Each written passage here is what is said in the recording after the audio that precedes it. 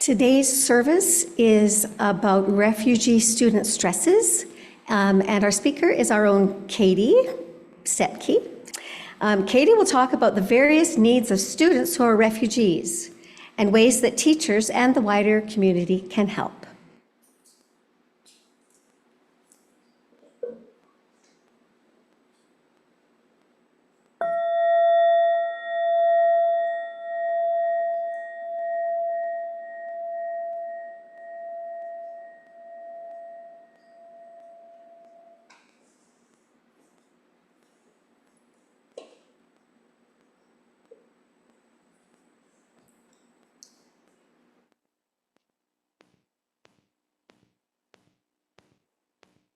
Voices like hands, hiding in dreams, drawings on sands, falling like seas. Voices like hands, hiding in dreams, drawings on sands, falling like seas. Voices, hiding, drawings on sands, falling like seas. Faces in newspapers passing through time, pausing for no favors, mirrors of time. Faces, papers passing through time, pausing for no favors, mirrors of time. Rolling their things like nothing so dear, their eyes like wings from hope or fear. Rolling their things like nothing so nothing, their eyes like wings from hope or fear. Forgetting what colors are in smell of roses, losing their touch when the door closes. Forgetting what colors are in smell of roses, losing their touch when the door closes. Silence or whispers, not silence, their whispers, fingers. Silence or whispers, not silence, their whispers, fingers. They walk, whispers, fingers. They walk, whispers, fingers. Faces in newspapers passing through time, pausing for no favors, mirrors of time. Faces in newspapers passing through time, pausing for no favors, mirrors of time.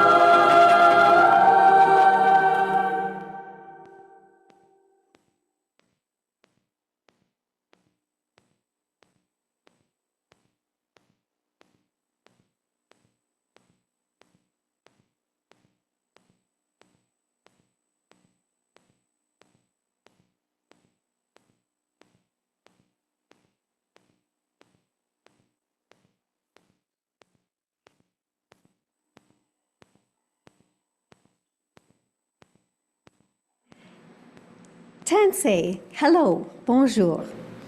We acknowledge that the land on which we gather is a traditional meeting ground and home for many Indigenous peoples, including Cree, Saulteaux, Blackfoot, Métis, and Nakota Sioux. Land recognition calls us to acknowledge that we are Treaty 6 people, to remember our responsibility, to deepen our understanding of the treaty, to participate in and support the ongoing process of truth, reconciliation, and healing. When we come in the door of this building, we passed a poster, 2 posters actually, full of suggestions on how to do this. As we enter the season of spring and new beginnings, that was last. As we enter the season of autumn and new beginnings, let's each make a commitment to stop and choose at least one action we can take towards reconciliation. Welcome to Westwood. We are a Unitarian Universalist congregation supporting each other in our own spiritual journeys, drawing on the wisdom of many religions, and guided by shared principles that you can see on the walls around you. We are a community open to all races, genders, sexual orientations, ages, abilities, and incomes. We are one of many congregations across the country and the world. We extend a special welcome to visitors and people who are here for the first time. My name is Rebecca Patterson. My pronouns are she and her. I am your service leader this week, and I'm so glad you joined us here today. Our tech team today consists of Hannah and Bill Lee online, our online Zoom host, and they are assisted by Lorian Kennedy. David Williamson is our much appreciated coffee host, and after the service, we invite everyone to visit over coffee and tea. Next week's service will be Reflections on a Journey of Climate Activism. The speaker is our own Carmen Loisel, and she has started a seniors climate action group here in Edmonton. I believe that she's going to be telling us about that. Our opening words are by Ralph Waldo Emerson, and Katie will be lighting the flame for us. We have a great deal more kindness than is ever spoken. The whole human family is bathed with an element of love like a fine ether. How many persons we meet in houses whom we scarcely speak to, who yet we honor and who honor us. How many we see in the street or sit with in church, whom though silently we warmly rejoice to be with. Read the language of these wandering eye beams. The heart knoweth.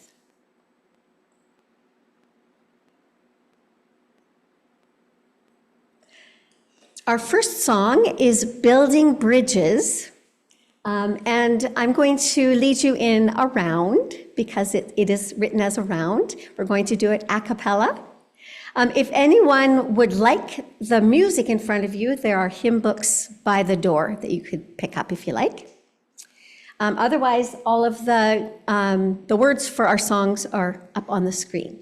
So I think most of us know this, so why don't we just all sing it once together, and then, so we help others learn, and then I will divide you in half. I'll sing with your half, because you're a little bit unbalanced. All right, so let's start about here. Building, here we go. Building bridges between our divisions. I reach out to you, will you reach out to me? With all of our voices and all of our visions, friends, we could make such sweet harmony. Wonderful. Okay, let's have this half of the room start for us, and I'll let you know when we get to start. Here we go, building bridges between our divisions. I reach out to you, between our divisions. I reach out to you, you reach out to me.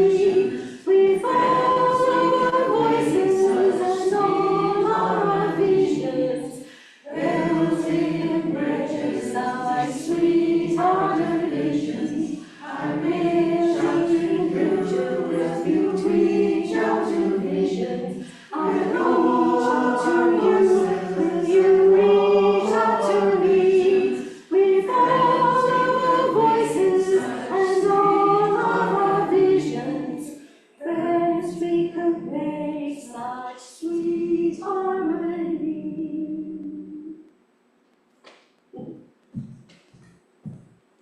Very nicely done, everyone. Thank you. At this time in our service, we pause to reflect on our week. We recall the milestones, the joys, concerns, and sorrows, the changes in our lives, those who need our healing thoughts. Community is deepened by sharing with each other what is in our hearts. For those of us who are online, please raise your hand so that we can acknowledge you. And for those in the building, you're invited to come forward and speak, and then light your candle as the next person talks. We can bring a microphone to you if you would prefer, and you can also light a candle in silence if you wish.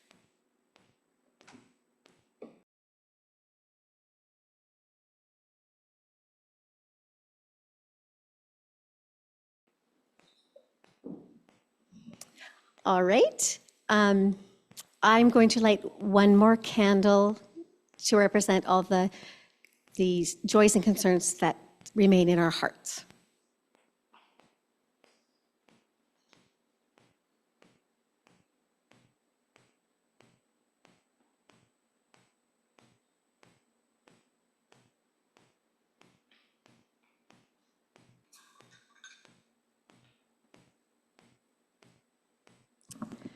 Please join me in our affirmation.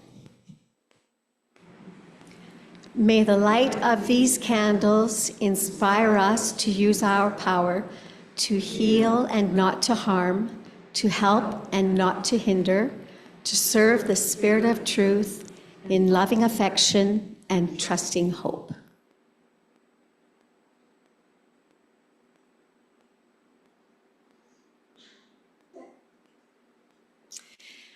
At this point in the service, we invite you to donate to Westwood.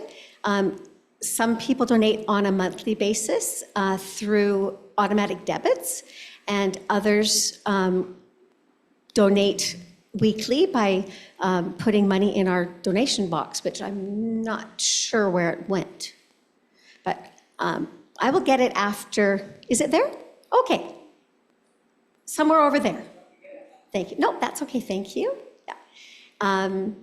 And we sing our song, From You I Receive, to remind us of the meaning of our community.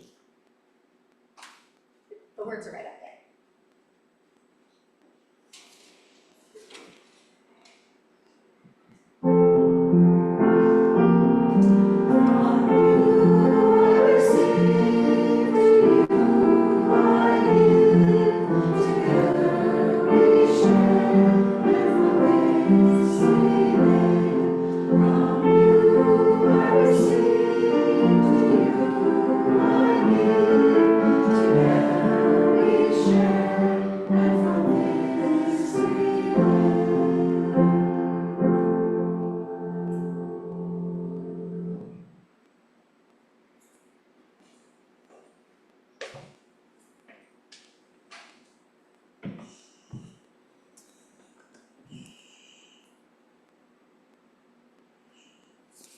Oh yes, we're going to sing before we hear Katie. We're going to sing, I Seek the Spirit of a Child.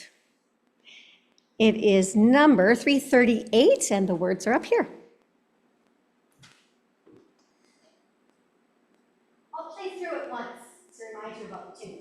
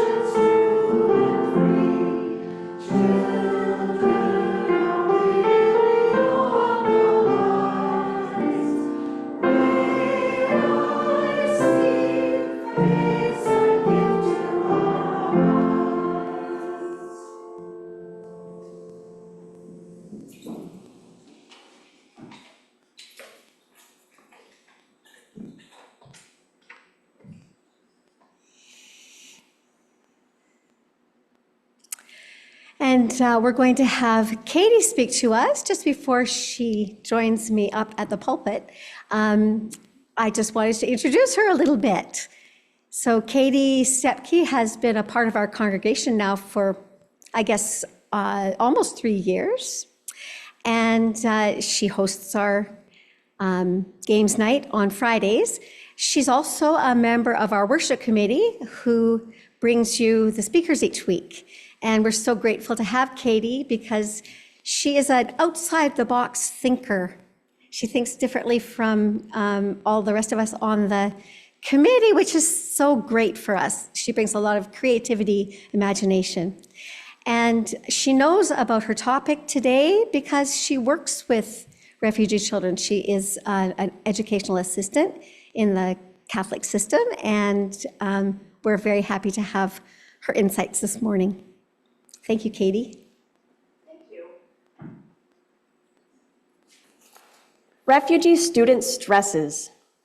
The United Nations High Commissioner for Refugees says in 2018, 70.8 million people were forcibly displaced as a result of persecution, conflict, violence, or human rights violations. In 2009, this number was 43.3 million, an average of 37,000 newly displaced every day. About 50% of the refugee population was made up of children. Grief and loss and worry, leaving all you've known behind. Grief and loss and worry, 'cause your parents can't unwind. Grief and loss and worry, a new culture to navigate. That sense of self gets blurry. Two places, but all spaces have hate. That sense of self gets blurry when worth's measured in money. That sense of self gets blurry, living by the means of a bunny. And I'd feel a sense of fury, seeing trauma passed on and on and on and on, generation after generation. Is there temptation to vent frustration? No time for survival, never mind recreation. Grief and loss and worry, grief and loss and worry, grief and loss and worry. Break the cycle and hurry.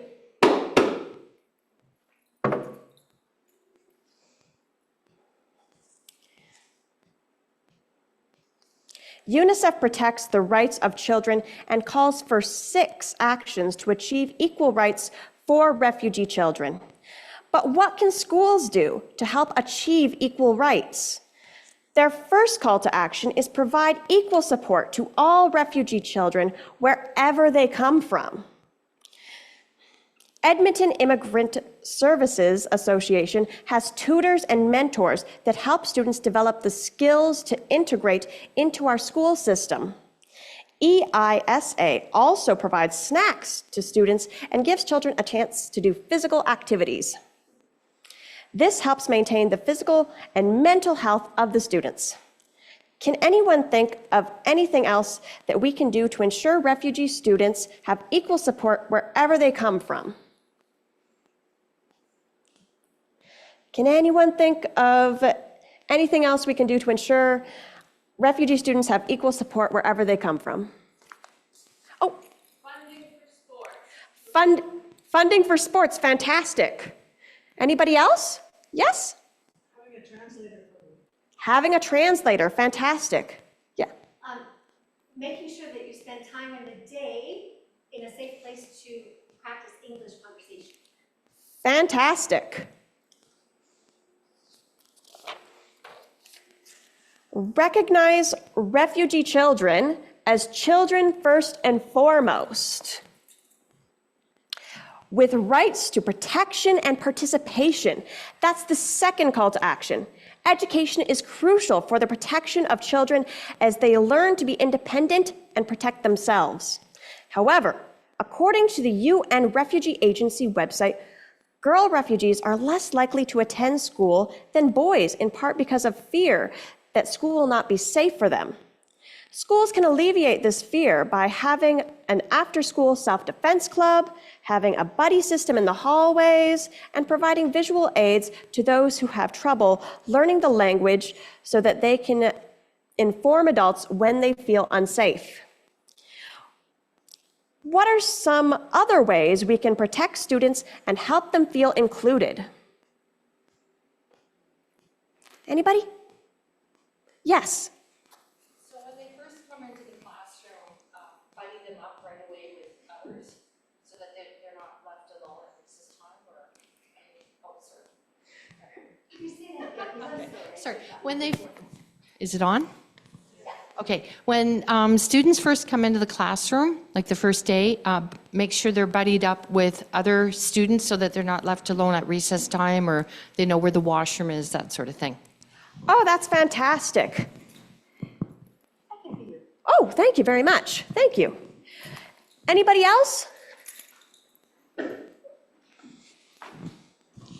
I don't know, maybe this is already being done, but I'm thinking that it may really help for the teacher to help the other students understand something about refugee students and the stresses that they face so that there's more acceptance. Because sometimes they're not accepted and they feel kind of isolated, I think. Absolutely. There are some teachers that do that, but it could definitely be done more, right? Yeah. I have one. I think that it's really important for everyone to pronounce their name correctly. Absolutely. And, wow. Yeah. So, and it's not always clear, and they feel really shy. But I think we can have them record their name on a video. Ooh. And say it a few times, and then show the rest of the school. Oh, that video is a really innovative idea. I like it. The next call to action is include refugee children and families. It's a win-win. According to PubMed Central, refugee caregivers may have difficulty supporting their child's development due to multiple factors, including experiences of distressing pre-immigration events, racism, xenophobia upon arrival to their country or resettlement, language difficulties, economic instability, unstable housing and frequent relocations, lack of centralized medical and developmental services, challenges in self-advocacy, and compromised parental mental health and well-being. Psychology Today reported on the Caregiver Support Intervention, which is an intervention designed to help refugee parents deal with chronic stress. It can help them with techniques for alleviating stress and communicating with their children. Schools can hand out pamphlets for this kind of help. Teachers can help by taking trauma-informed training. Teachers can be flexible on when to discuss things with parents. Use technology to translate. Community members can also take some of the stress off of these caregivers, allowing them to become more involved in their child's education. Community members can provide housing for refugees, help refugees obtain employment, or provide other smaller items that the family may need. It takes a village to ensure a child's education. How else may we get families involved?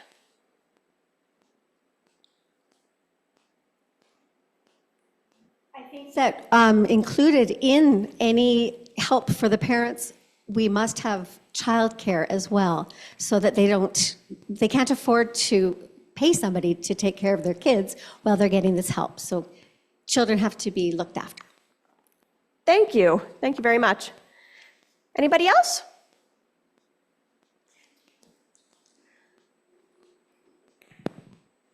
There are a number of different groups in the city of Edmonton that help immigrants. And so it's connecting them to those agencies and organizations.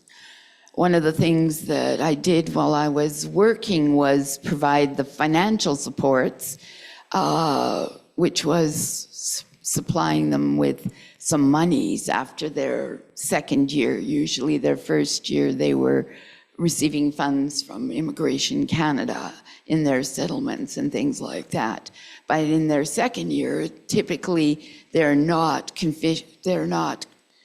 competent in the language, and so they need further assistance. And so one of the roles was to say, this community in Edmonton provides supports, and these are the agencies and organizations. So my role was to sort of educate them, but that was already after a year, and they might be isolated in that whole first year.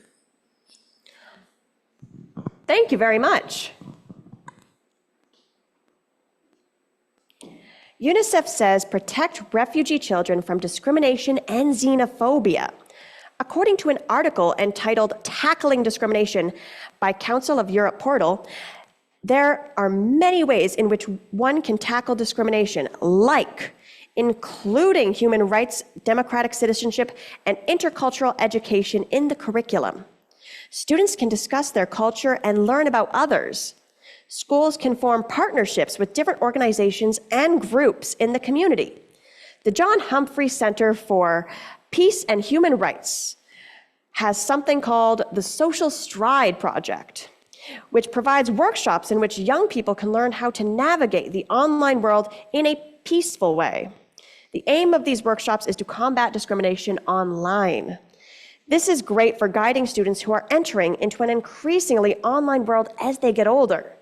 Can anyone think of some other ways we can combat discrimination?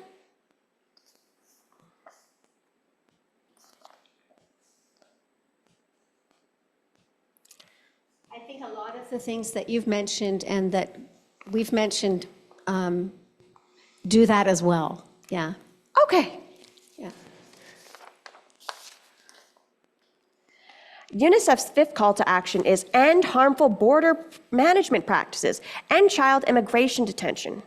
I won't say much about this, as there isn't a lot our schools can do about border practices. I also don't want to get political. However, I will say children never deserve detention. Finally, we should encourage refugee children to use their skills and talents. Sometimes children may know of games, crafts, or stories that are specific to their culture. We can encourage children to show off things that they may have learned from their country of origin. This helps create communities that are culturally enriched and gives new meaning to unique experiences. What are some ways you can think of that encourage students to use their skills and talents? Anybody?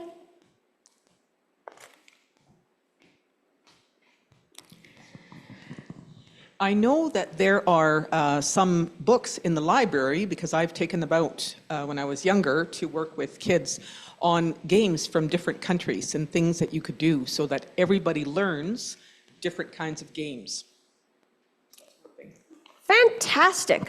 Anybody else? Yes? If you had a talent night or a talent afternoon at the school where all of the children could express their singing, musical, whatever kinds of things to teach the rest of the children about their culture, their language. All right, fantastic. Thank you, everybody. This ends my presentation. I hope it helped people to think about the many ways we can help refugee students.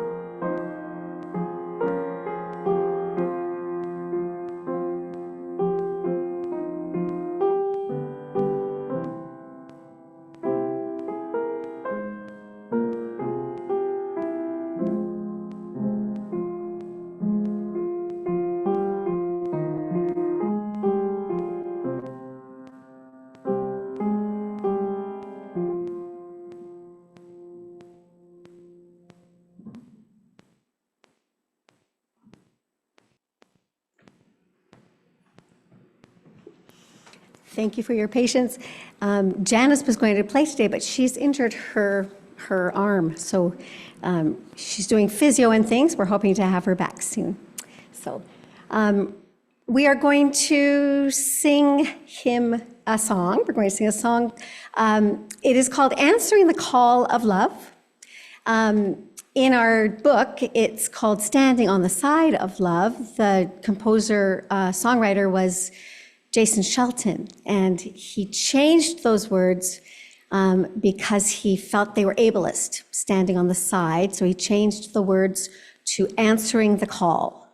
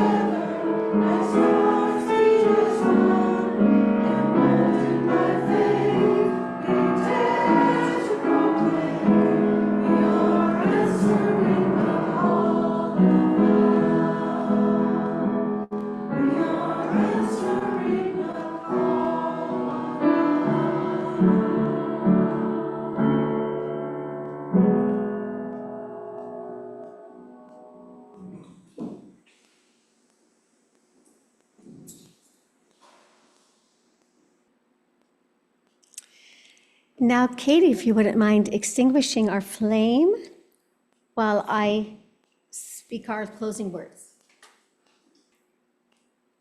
These words come from Theodore Parker. Be ours a religion which, like sunshine, goes everywhere. Its temple, all space. Its shrine, the good heart. Its creed, all truth. Its ritual, words of love. Its profession of faith, divine living.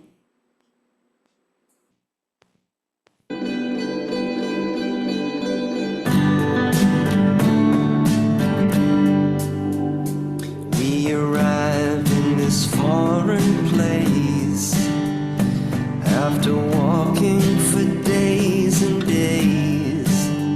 Now on these strangers we'll depend until we find our way home again. We tried so hard to stay, hiding ourselves away underground until this ends.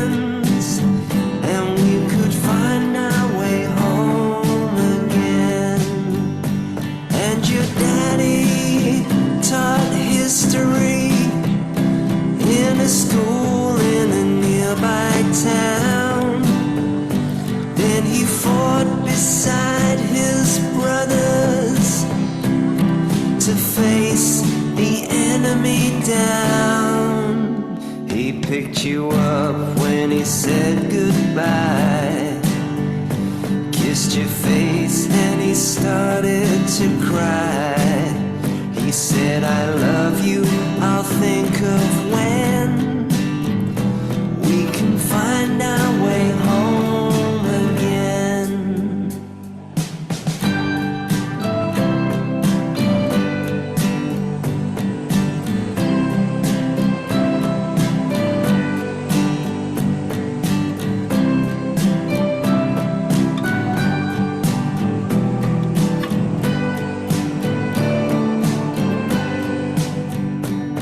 Now 3 years come and go, and we miss your daddy so. You've been to school and you've made friends, but today our visa ends.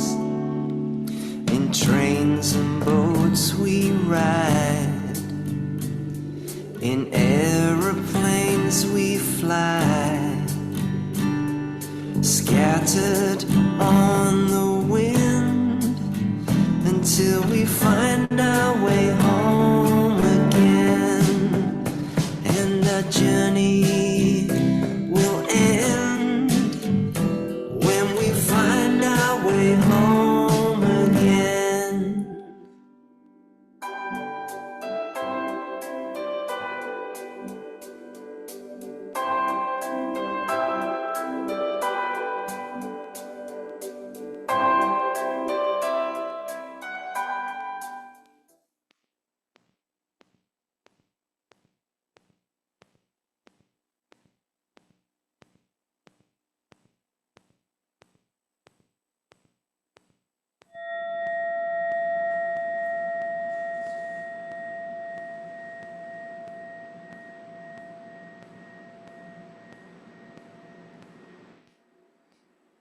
Thank you so much, Katie. And please join us for, I see that there's a cake back there. And really, oh, thank you so much, David. All right, coffee and cake. Sylvia had there was a birthday party at her apartment last night, and she has brought us the leftovers, so we are most lucky. You can visit us anytime, Sylvia.